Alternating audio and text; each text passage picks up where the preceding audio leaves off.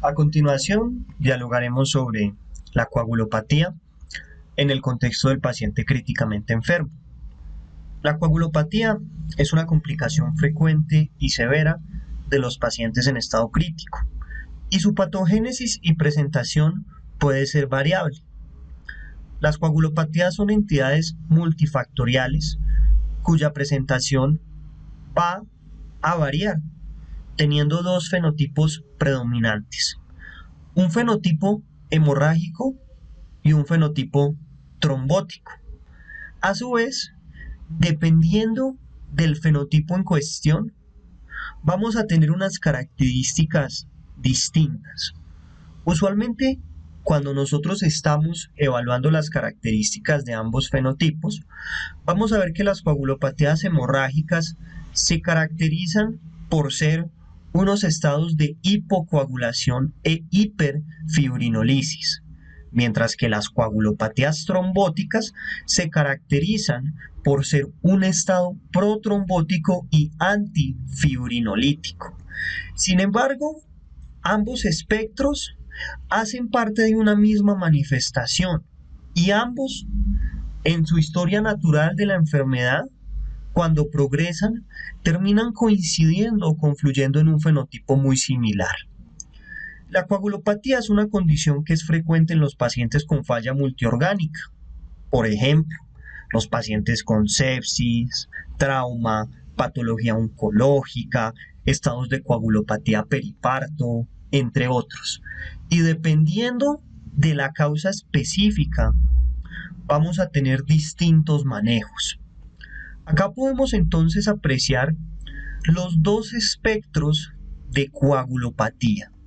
Tenemos un fenotipo hemorrágico o fibrinolítico y tenemos un fenotipo trombótico. Las causas más usuales de fenotipo trombótico son sepsis, cáncer y la parada cardíaca.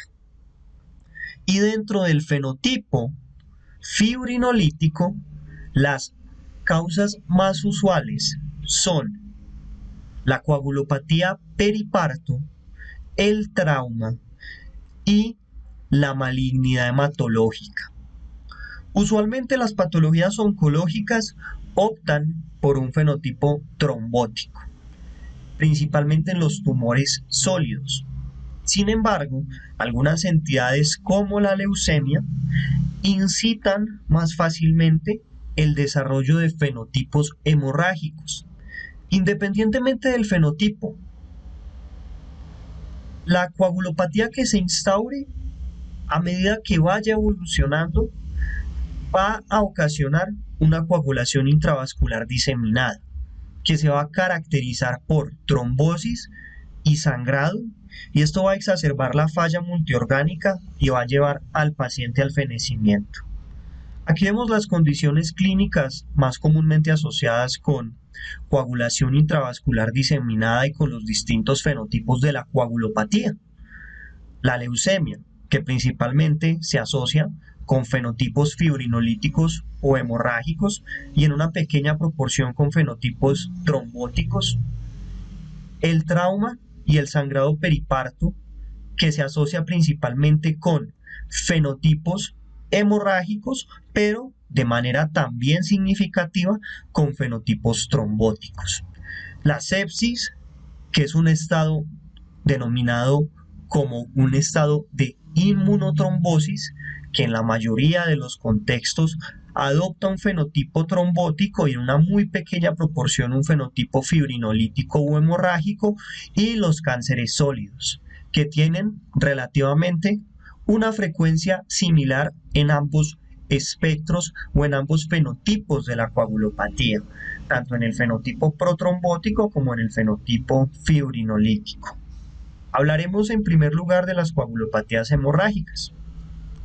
Algunos ejemplos de coagulopatía hemorrágica no maligna son la coagulopatía periparto o la coagulopatía inducida por trauma. En un inicio, estos estados coagulopáticos se caracterizan por hipocoagulabilidad, y esta hipocoagulabilidad va a resultar en un sangrado a nivel del sitio de la injuria, como podemos apreciar claramente en esta imagen. Adicionalmente, cuando se instaura esta entidad, empieza a haber una activación hemostática masiva en la circulación. El estado hemorrágico inicial que se instaura en el contexto del choque de este paciente termina por asociarse con un estado hiperfibrinolítico en el cual el endotelio empieza a liberar activador tisular de plasminógeno y empieza a convertir, gracias a ese activador tisular del plasminógeno, el plasminógeno en plasmina. Claramente, cuando se instaura esta lesión, evidentemente va a haber una liberación de patrones moleculares asociados al daño o de DAMPs, al igual que gracias a la injuria inicial va a haber una liberación de citoquinas inflamatorias, y la presencia de estos DAMPs en conjunto con la liberación de estas citoquinas inflamatorias termina por llevar a la amplificación de la generación de trombina, a la formación de coágulos y a una respuesta en cascada en la cual las plaquetas van a empezar a unirse al endotelio lesionado, van a activarse, va a desencadenarse la cascada de coagulación y adicionalmente va a ocurrir una propagación plaquetaria. De igual forma, durante la primera fase de este estado de coagulopatía hemorrágica van a aparecer agregados leucocitarios y agregados plaquetarios. Y hay dos células muy importantes que debemos mencionar dentro de la fisiopatología de las coagulopatías hemorrágicas, y son los neutrófilos y los macrófagos. Estas células, cuando se activan, liberan trampas extracelulares y estas trampas extracelulares exacerban aún más la generación de trombina. Recordemos que los NETs, en el caso de los neutrófilos, se encargan de estimular al factor 12, por lo cual pueden desencadenar la cascada de coagulación. Adicionalmente, este estado de sangrado y la existencia de un desencadenamiento constante en relación a la cascada de la coagulación va a terminar por llevar a una coagulopatía por consumo de factores. Adicionalmente, como es claro, en esta coagulopatía hay una exposición del factor tisular, hay una liberación del factor de von Willebrand y hay alteraciones en el aclaramiento del ADAMTS13. Recordemos que el ADAMTS13 es una enzima, puntualmente es una proteasa plasmática que se encarga de dividir el factor de von Willebrand en fragmentos más pequeños. Es muy importante mencionar que este estado de hiperfibrinólisis inicial que hemos venido mencionando previamente, gracias a el aumento en la liberación del activador tisular del plasminógeno, va a apagarse en un momento. A las pocas horas de que se instaure ese estado hiperfibrinolítico, ese estado hiperfibrinolítico se va a inhibir y esto se conoce como apagado fibrinolítico, y esto va a disminuir la disponibilidad de plasminógeno y vamos a pasar de tener un estado de hipocoagulabilidad a tener un estado de hipercoagulabilidad, debido a que ya no vamos a poder tener plasmina ni vamos a poder tener una adecuada activación del sistema fibrinolítico. Existen también entidades malignas que pueden desencadenar coagulopatías hemorrágicas. Pese a que lo característico en el paciente oncológico es que el paciente oncológico desarrolle fenotipos trombóticos. Sin embargo, algunos pacientes, por ejemplo sujetos con leucemia, enfermedades hematológicas malignas, adenocarcinoma de próstata o cáncer pancreático pueden desarrollar un fenotipo hemorrágico, además de una coagulación intravascular diseminada. Aquí en pantalla podemos apreciar una leucemia linfoide aguda. Cuando nosotros hablamos de la coagulopatía trombótica, por excelencia, estamos hablando de la coagulopatía prototípica del paciente séptico. Una coagulopatía que es secundaria a un estado de inmunotrombosis que ocurre como respuesta a la injuria ocasionada por el patógeno. En un inicio, este estado de inmunotrombosis es un estado protector, porque el estado de inmunotrombosis intenta aislar el patógeno con la finalidad de reconocerlo y con la finalidad de poder destruirlo. Sin embargo, en la sepsis, este estado de inmunotrombosis es un estado exagerado, además de que tenemos otros factores exacerbantes protrombóticos, como lo es la inflamación sistémica, que es inducida tanto por los PAMs o los patrones moleculares asociados a los patógenos, como por las citoquinas proinflamatorias, que empiezan a inducir la expresión endotelial y en los monocitos empiezan a inducir la liberación de microvesículas que contienen en su interior factor tisular. Y ese factor tisular junto al factor 7 puede desencadenar la activación de la cascada de coagulación por la vía extrínseca. Este estado inmunotrombótico es un estado que va a generar muchísima trombina y el fibrinógeno de manera masiva va a empezar a convertirse en fibrina. Adicionalmente, debemos mencionar que los fosfatos de las bacterias causan una inhibición del estado fibrinolítico, por lo cual nosotros hablábamos de que la coagulopatía trombótica se caracterizaba por un estado protrombótico con hipofibrinolisis.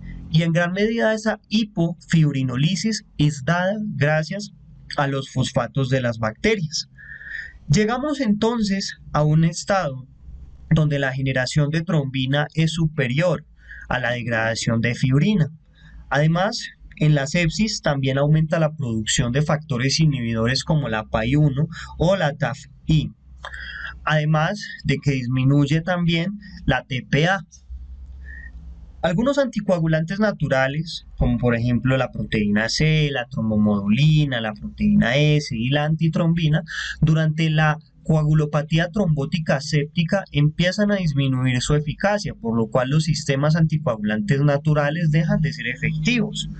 Y por otro lado, debemos mencionar el rol de los NETs. Los NETs, que son liberados por los neutrófilos como fruto de la respuesta inmune usual, empiezan a generar estragos debido a que tienen efectos procoagulantes, como habíamos mencionado en la diapositiva anterior. Aquí podemos apreciar entonces los objetivos terapéuticos que se han propuesto para la coagulopatía del paciente séptico: anticoagulantes, antitrombina, trombomodulina o otros fármacos que pueden actuar sobre el sistema fibrinolítico, como vamos a ver más adelante. Los pacientes con tumores sólidos, como adenocarcinomas, poseen una prevalencia de 15% para el desarrollo de coagulopatías trombóticas. El riesgo relativo de estos pacientes es de 4 a 7 veces en relación a la población normal. Y la coagulopatía trombótica del paciente oncológico es una coagulopatía que se debe al daño endotelial, se debe a los cambios inducidos por la quimioterapia, se debe al daño secundario a las cirugías, a la presencia de catéteres, entre otros. El paciente oncológico puede tener al mismo tiempo todos los factores que se encuentran presentes en la tríada de Virchow, así que muchos pacientes oncológicos terminan encontrándose en un estado hipercoagulable donde hay estasis circulatoria y donde puede haber una lesión constante a nivel de la pared endotelial. El endotelio, las células tumorales, los monocitos y los macrófagos exhiben microvesículas procoagulantes que tienen factor tisular. Además que las células malignas tienen una particularidad y es que son capaces de producir mucina y esa mucina genera una cisteína proteasa que induce la activación del factor 10, que recordemos que el factor 10 es el factor donde confluye tanto la vía intrínseca como la vía extrínseca de la coagulación, es la vía común.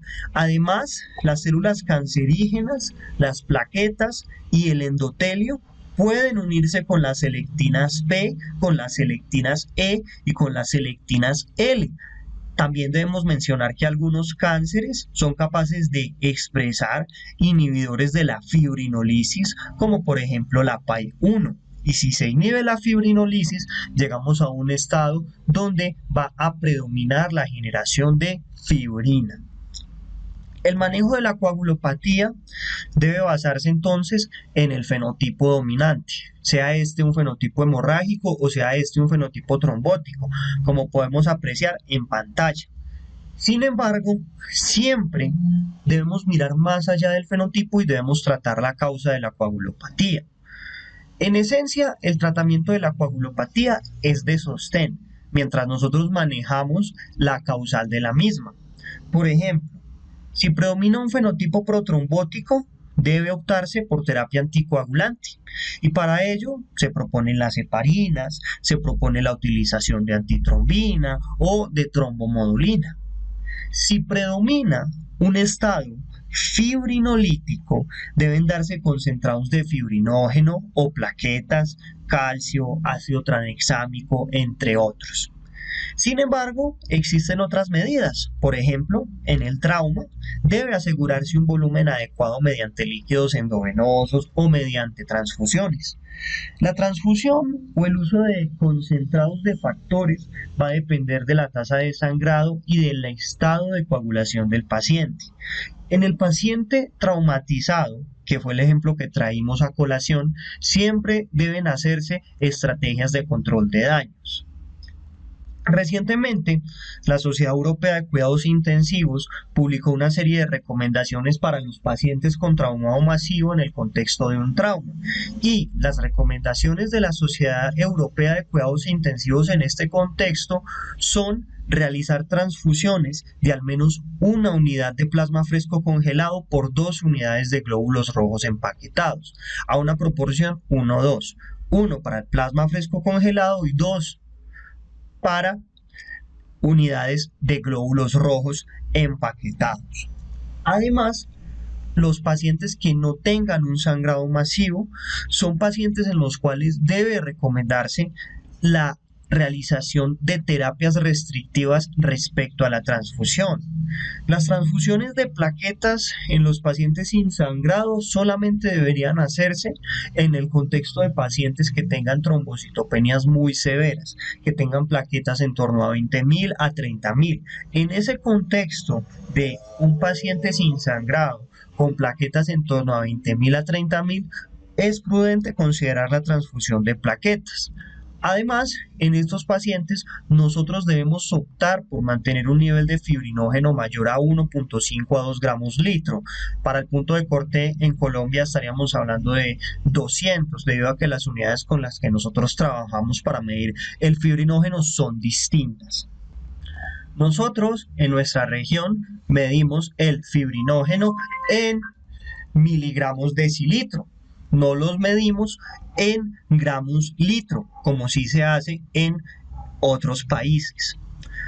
También es útil mencionar que en los pacientes que tengan una coagulación intravascular diseminada puede ser útil la utilización de trombomodulina. Entonces, recuerden siempre tratar la causa, identificar el fenotipo. Si estamos con un fenotipo hemorrágico o con un fenotipo fibrinolítico, nosotros debemos optar por concentrados de fibrinógeno o plaquetas, calcio, ácido tranexámico, entre otros. Y si estamos en un fenotipo protrombótico, debemos optar por estrategias que vayan dirigidas a la anticoagulación y para ello podemos utilizar heparinas, antitrombina o trombomodulina. Acá podemos entonces apreciar algunas recomendaciones en relación a las transfusiones masivas en los pacientes con hemorragia. Entonces, para frenar el sangrado, siempre se tiene que hacer control del mismo. Se pueden utilizar también algunas drogas hemostáticas. Por ejemplo, se pueden utilizar medidas como la vitamina K, por ejemplo en los pacientes que tienen un sangrado por warfarina. También se pueden utilizar antídotos específicos en el caso de los anticoagulantes orales de nueva generación o los DOAC, que realmente no son tan nuevos. En cuanto a los objetivos que nosotros debemos tener en cuenta, debemos mantener una hemoglobina por encima de 7, Idealmente unas plaquetas por encima de 50.000 en caso de que el paciente esté sangrando. Si el paciente no está sangrando, entre un valor que esté por encima de 30.000 y contemplamos las transfusiones entre 20.000 a 30.000, un PT menor a 1.5, un PTT menor también a 1.5, un fibrinógeno para el punto de corte norteamericano mayor a 1.52, para el punto de corte de nosotros mayor a 200 miligramos decilitro, y calcio ionizado por encima de 1 milimol por litro. Siempre que un paciente tenga una hemorragia masiva, se deben pedir paraclínicos, se debe pedir ayuda y alertar al equipo, y también debemos considerar que en caso de hacer una transfusión, la transfusión se hará de forma 2-1. También debemos contemplar los aspectos básicos de la resucitación, como es el manejo de la vía aérea, el manejo de la circulación, la prevención de la hipotermia, entre otras. Acá podemos apreciar algunas consideraciones importantes para los pacientes con sangrado. Entonces, en los pacientes con sangrados, nosotros debemos contemplar la transfusión de plaquetas solamente cuando las plaquetas estén por debajo de 50.000 y se transfunde concentrados de 8 a 10 unidades. En caso del fibrinógeno, el fibrinógeno en nuestro punto de corte se transfundirá cuando esté por debajo de 200 miligramos decilitro, y se utilizan crioprecipitados de 8 a 10 unidades o concentrados de fibrinógeno de 25 a 50 miligramos decilitro. Debemos siempre buscar mantener la normocalcemia, el pH normal, el equilibrio ácido-base y la normotermia. Y en las primeras 3 horas, sobre todo en los pacientes que tengan un sangrado por trauma o que tengan un sangrado periparto, como discutiremos más adelante, debe contemplarse la utilización de ácido tranexámico en las primeras 3 horas. Se da 1 gramo de carga y luego se deja 1 gramo en infusión durante 8 horas. Y en caso de que el sangrado no se detenga y que el sangrado no sea controlado, ya se puede contemplar la realización de protocolos de transfusión masiva, como habíamos venido hablando. En la coagulopatía inducida por trauma y en la coagulopatía periparto, como hemos venido mencionando, siempre va a haber un momento donde va a existir una hiperfibrinolisis, por lo cual se ha recomendado la utilización de ácido tranexámico. Hay varios estudios que avalan esto, por ejemplo el estudio CRASH-2 que se realizó con 20.211 personas que tenían trauma, en los cuales se administró ácido tranexámico dentro de las primeras 8 horas luego del trauma, y se comparó el efecto del ácido tranexámico con el placebo. En este estudio se dieron cuenta que todas las causas de mortalidad se redujeron en el grupo que fue tratado con ácido tranexámico con una P de 0.0035. Es por ello que la Sociedad Europea de Cuidados Intensivos recomienda el uso, sobre todo, de ácido tranexámico en las primeras 3 horas, que fue el punto o fueron las horas donde mostró una mayor utilidad. También está el estudio CRASH-3, que el estudio CRASH-3 avala el uso del ácido tranexámico en el contexto de pacientes con trauma craneoencefálico leve a moderado. Fue un estudio que se hizo con 12.737 pacientes, pero no encontró efectos positivos en los pacientes con un trauma craneoencefálico severo. Y tenemos el estudio Bowman, que se ejecutó con 20.060 pacientes con hemorragia posparto, y el estudio Bowman avaló el uso del ácido tranexámico para poder reducir la muerte por sangrado, especialmente durante las primeras 3 horas. También vale la pena mencionar las pruebas point of care, como por ejemplo las pruebas viscoelásticas. Las pruebas viscoelásticas pueden ser teóricamente más efectivas que los test convencionales para poder monitorizar la coagulación. Sin embargo, un estudio reciente, multicéntrico, aleatorizado, que es el estudio ETACTIC, que se realizó en pacientes con trauma, en total con 396 pacientes que tuvieran una hemorragia, donde los autores lo que hicieron fue evaluar las intervenciones guiadas con técnicas viscoelásticas versus con técnicas convencionales, y los autores no mostraron disminución en mortalidad o mejoría de resultado en los pacientes en los cuales se realizaba una monitorización o se guiaban las intervenciones mediante técnicas viscoelásticas en contra de las convencionales. En cuanto a la prevención de las complicaciones trombóticas, heparina de bajo peso molecular o heparina no fraccionada. Bueno, La heparina no fraccionada y las heparinas de bajo peso molecular inactivan el factor 10A y las proteasas de la coagulación, 9A, 11A y 7A. La heparina no fraccionada neutraliza la trombina. Además, la heparina también tiene un efecto inmunomodulador y un efecto antiinflamatorio. ¿Qué han mostrado los estudios clínicos y qué dicen las recomendaciones de las guías europeas y las guías americanas? Que se opte sobre todo por la utilización de heparinas de bajo peso molecular. Finalmente, la suplementación de proteínas plasmáticas puede considerarse en los pacientes con niveles muy bajos de factores de coagulación o antitrombina secundaria a una coagulopatía séptica. Esta estrategia ha demostrado reducir el riesgo de sangrado y ha demostrado que también incrementa la efectividad de la heparina. Es conocido que el uso temprano de plasma fresco congelado, bajas dosis de heparina y de ácido tranexámico se asocia con mejoría en la sobrevida y con prevención en la progresión de la coagulopatía hacia una coagulación intravascular diseminado, sin incrementar el riesgo de sangrado.